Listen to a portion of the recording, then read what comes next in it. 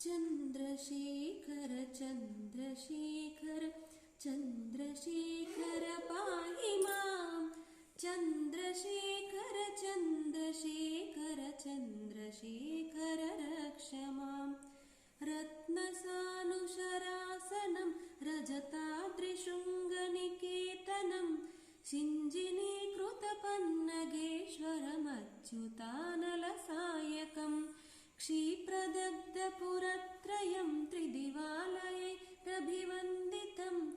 चन्द्रशेखरमाश्रये मम किं करिष्यति वै यमा पञ्चपादपपुष्पगन्धपदाम्बुजद्वयशोभितं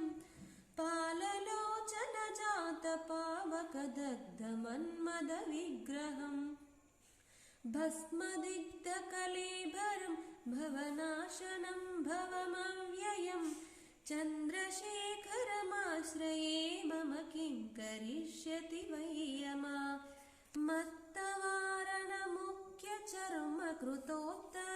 मत्तवारणमुख्यचर्मकृतोत्तरीयमनोहरं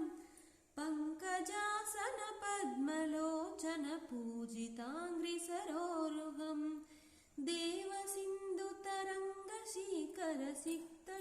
देवसिन्धुतरङ्गशीकरसिक्तशुभ्रजटाधरं चन्द्रशेखरमाश्रये मम किं करिष्यति वै यमा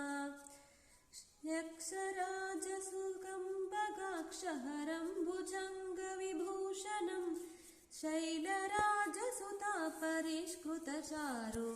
शैलराजसुतापरिष्कृतचारुवामकलेबरं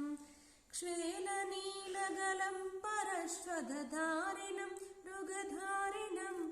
चन्द्रशेखरमाश्रये मम किं करिष्यति वै यमा कुण्डलीकृतकुण्डलेश्वरकुण्डलं वृषवाहनं नारदादिमुनीश्वरस्तुतवैभवं भुवनेश्वरम् अन्धकान्तकमाश्रितामरपादपं शमनान्तकं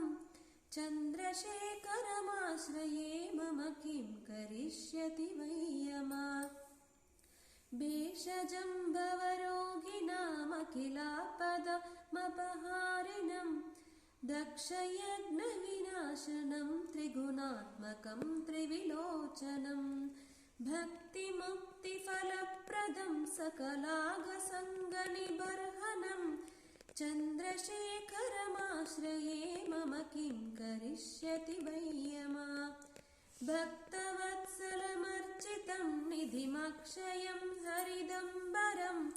सर्वभूतपतिं परात्परमप्रमेयमनुत्तमं सोमवारिणभूहुताशन सोमपानिखिलाकृतिं चन्द्रशेखरमाश्रये मम किं करिष्यति वै यमा विश्वसृष्टिविधायिनं पुनरेव पालनतत्परं संहरं तमपि प्रपञ्चमशेषलोकनिवासिनं